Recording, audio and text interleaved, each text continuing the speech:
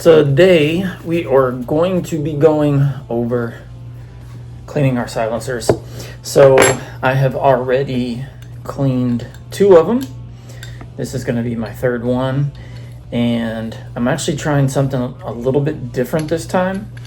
So I wanted to go over that process because it is significantly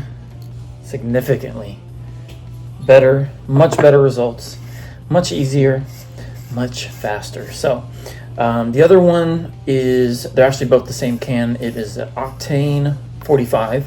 So I use those anywhere from 22 all the way up to 300 Blackout subsonics. And then I use them on my 6.5 Creedmoor subsonics and my 308 subsonics. So this is a 22, so I'm sure anyone knows that 22 is nasty stuff. But with my other 2 cans, I do use those for most of my subsonic shooting is with cast lead, so I'm using it on my 45. I'm sorry, well, my 45, my 9, everything, all the stuff. Most of my shooting with a 300 Blackout and all the subsonic stuff is cast lead. But I figured this would be a good example. Part in here, but it's caked up. I mean, I've had them way worse than this. There we go. Like, this stuff's pretty nasty.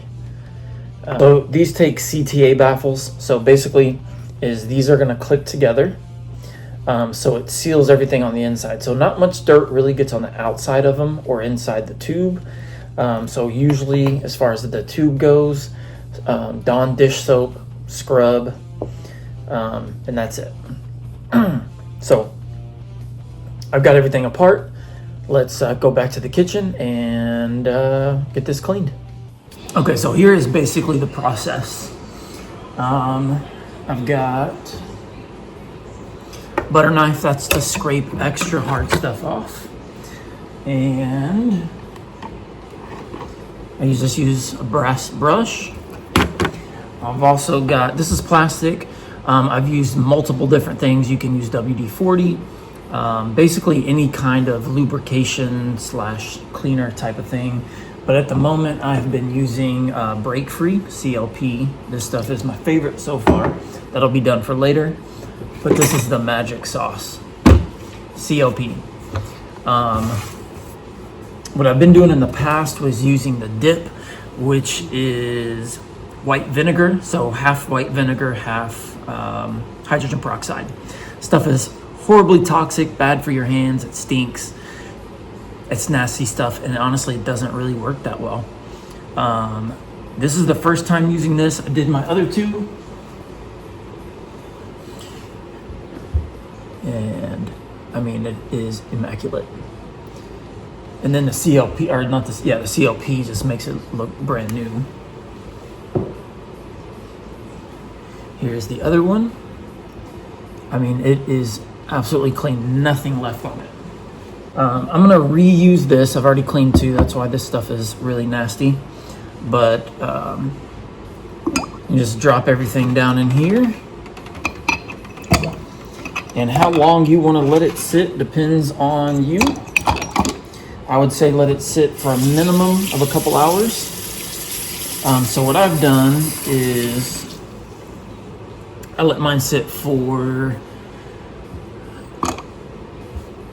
I think, several hours, maybe 3 or 4, and then I came back and almost everything was off of it. There was a couple hard spots, but we'll set that in there, and then we'll come back in a couple hours. I'm not gonna scrub them, I'm not gonna do anything, I'm gonna pull it straight out. We'll take a look at it. So this has sat for a little while. Let's take a look at it.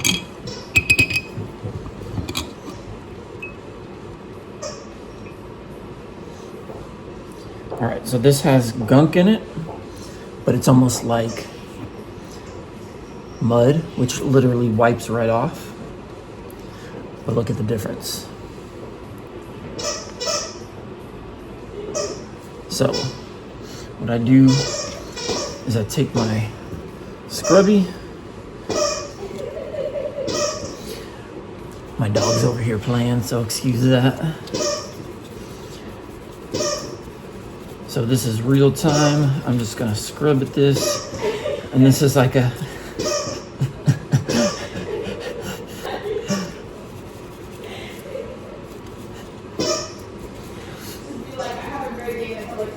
I did. So our Great Dane collects toys, and he has a basket of toys, and he has his favorite toys, and he will go out and he will dig through his basket to get the toy that he wants, and then he pulls it out and he squeaks it.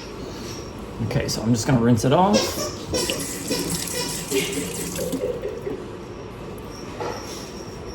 And check that out. You want to show them this later? Nice and clean. So there's a little bit of stuff in there, but I'll clean it a little bit better. But just for the video, I wanted to show that. So let me go ahead and wash all these out and get them cleaned off, and then show you what that looks like.